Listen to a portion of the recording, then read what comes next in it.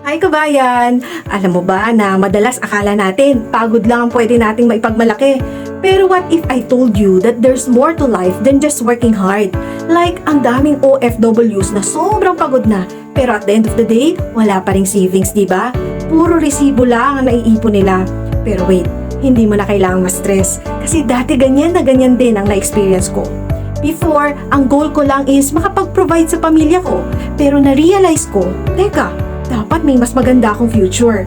So I started exploring ways to earn extra kahit na part-time ko lang siya gagawin. Ayun, gusto ko sanang tulungan kayo. May konting tips ako.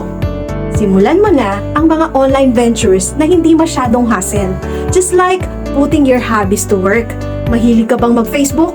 O kaya may talento ka ba sa pagbe-video? Why not turn that into an income stream? Pwede yun.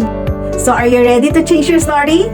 Comment yes below kung game ka na or click mo yung link sa comment section para magkausap tayo agad. I am here to support you. Let's do this, kabayan!